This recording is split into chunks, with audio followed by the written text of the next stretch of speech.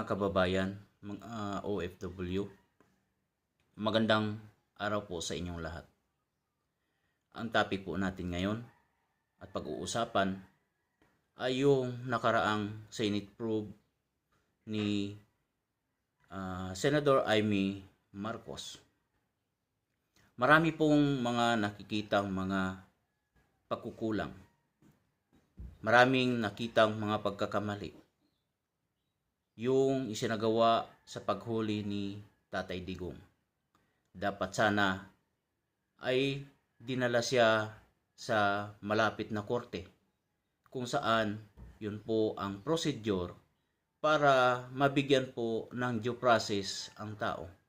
Ngunit ang ginawa po nila mga kababayan, mga ka-OFW, na isanakay nila at biniyahin nila sa dahig, Netherlands, ang dating presidente. Pati nga ang dahig ay nabigla bakit ando na kaagad ang presensya ni Tatay Digong. Sana po magtuloy-tuloy po ang hearing dahil marami pa pong dapat mabisto. Sa katunayan, parang may hindi na po magandang nangyayari sa pagitan ng magkapatid. Dahil dalawang campaign rally ng Team Alyansa ng Pilipinas na si Senador Amy Marcos ay hindi na po binabanggit ni BBM. Sa Cavite, ang binabanggit lamang niya 11. Noong sila po ay nagrally din po sa Santa Rosa, Laguna, ay hindi na rin po siya binanggit. Dalawa po sila sa pagkakataong yon na wala. Si Camille Villar ay hindi po umatin sa rally. Ngunit nabanggit po ni BBM.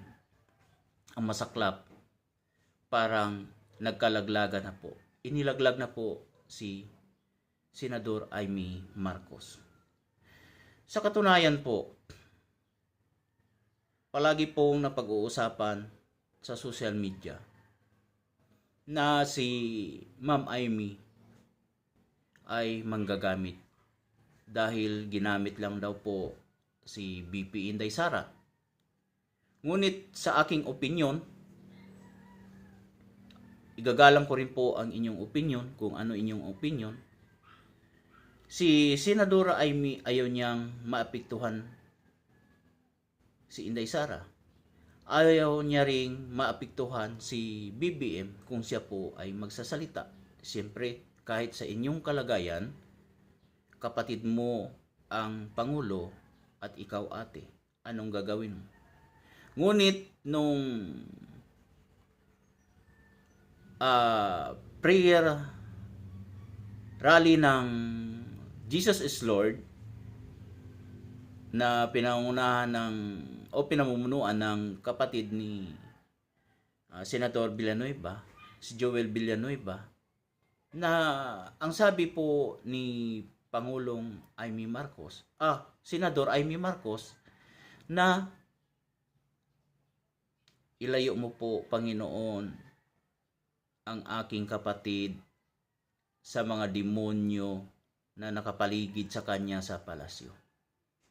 Yun po ang sinabi po ni Ma'am Amy Marcos. Ngayon po, sana lumakad pa po yung investigasyon.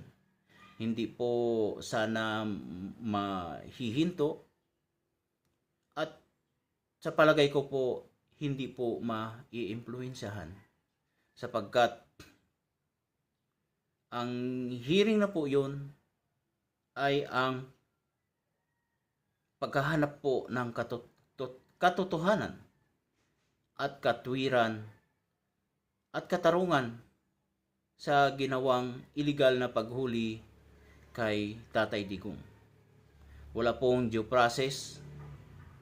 Hindi po dinala sa korte para sa immediate relief ng akusado. Pati ang mga abogado ay inaresto na kakalad ka rin. Yung arrest manner kakaiba po. Parang nag-aaresto po ng isang napakasamang tao. Hindi po nila ginalang ang kanilang dating commander-in-chief. Kaya natutukan at marami po ang nakakita ng mga video na in-upload po sa social media. Mga kaibigan, sa inyong palagay, dapat po ba mayroon pang susunod na Senate hearing ukol po doon sa illegal na pag-aresto kay Tatay Digong? Kasi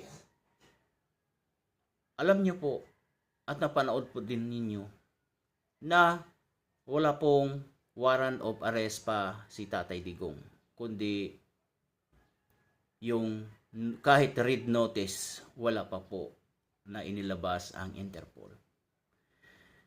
Kung bago ka lamang po sa aking channel, sana po i-like at i-subscribe mo po para lumaki pa po ang aking channel.